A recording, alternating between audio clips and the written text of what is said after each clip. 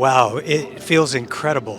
So excited. When I was 12 years old, I walked into the movie theater and I saw Tron for the very first time, 1982, and it was mind blowing. So to be here celebrating this beautiful night with that sunset here on top of London in a way, it's incredible. I mean, the world of Tron for me is like Star Wars. I love it. It's got action, adventure, heart, and humor, and I think that combination of technology and creativity, it just grabbed a hold of my imagination when I was a kid, and it took me to a place I'd never been before. And of course, it had Jeff Bridges, so I'm a lifelong fan of his as well. Well, that's what I loved. We were asking a pretty big question: what does it mean to be alive? And I've just found that fascinating. And this is the first time in Tron and the history of Tron that the grid is going to come into the real world. So we have light cycles taking over the city, and I just thought that was a fantastic element. So super excited for people to experience Tron Ares. Yeah, I'm excited for people to see this film that we've been working on for almost a decade. It's been about a little over 9 years that we've been developing, and yeah, really, it's getting there. This film, the music is such a huge part of it. It's almost like a concert film. So it's fun. It's a guttural experience. Oh my God, first of all, difficult. It takes like three people to get you dressed, and you never think about that. But cool, it's like as soon as you put the costume on, there's just something. I mean, you walk different, you feel different.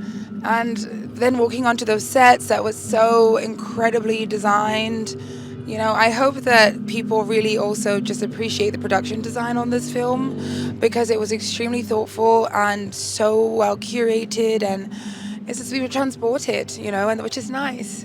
We didn't have to imagine that. There was so much that was practical, including what we were looking at, and that just made playing all the much easier and even more fun.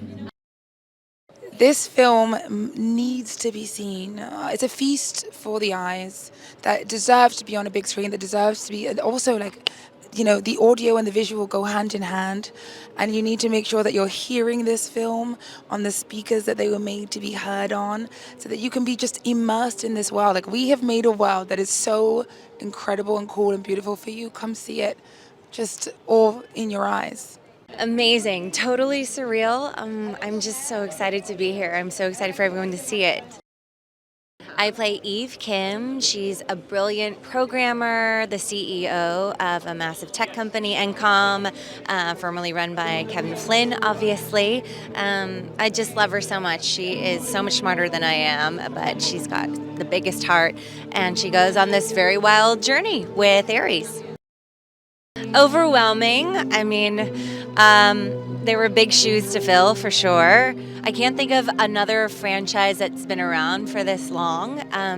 So we wanted to honor the legacy of the past, but also usher in a whole new audience, maybe people who aren't aware of Tron. So that's a really exciting opportunity for us. She's not really a baddie, but her DNA is filled with historical bad behavior, and she does come across as being quite harsh, but she is ultimately looking out for the well-being of planet Earth and the sanity of her son. So I think she has good intentions.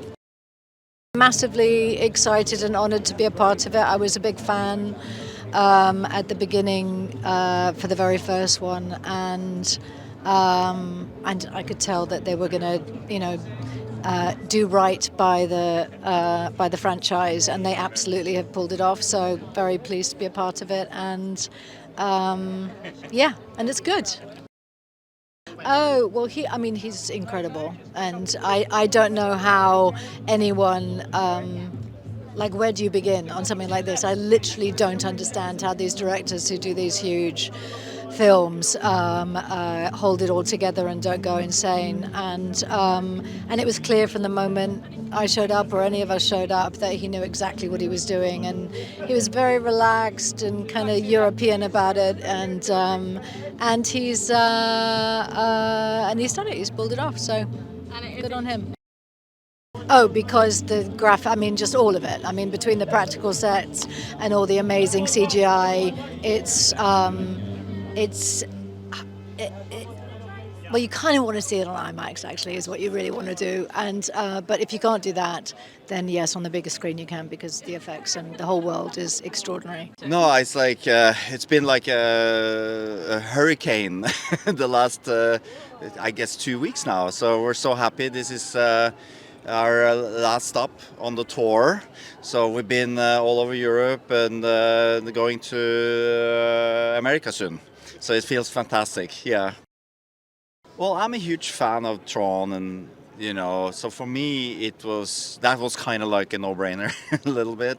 What it was for me was kind of like finding a reason to do this and really like earning it, and making us all feel worthy of a next chapter in the Tron saga. And I think I saw a lot of things that I like, in the script when I first read it 3 years ago, and the light cycles being, coming into the real world. I love the idea of Ares and his journey, into discovering who he can be, like a human, So I was very intrigued by that. As a filmmaker, you always want to try at least to be original, even though it is a sequel of some sort. So again, like I think the previous films are, masterpieces in many ways, and I love the music and the sound, and my whole thing going into this was just trying to raise the bar somehow, and everybody that worked on the film, behind the camera, in front of the camera, 9 Inch Nails, everybody just really, brought their A game, and I'm so happy to show it. Yeah, so that's a big part of why I was drawn to making the movie, was, the digital assets coming into the real world, and again, like I knew we were gonna have Industrial Light and Magic, ILM, to do this together with us. 9 Inch Nails, I had the best team, so I felt that okay, we have a chance. We have a chance to raise the bar and take it to the next level and all of that, and I hope that people come out. It's a hell of a ride. It's made for the cinema. That's why I keep doing this. It's to make these movies for the big screen, and this is definitely a big screen movie. Traditionally, it's a very visual movie and a very sound and music heavy movie. So I think you should see it where those things can give you, the best experience. And in my book, that's in the theater. And the bigger the theater, and obviously IMAX and Dolby and all of that is amazing if you have one of those, in nearby. But just try and see it on the big screen. It's like we put a lot of heart and our souls into every detail, and they really come alive on the big screen.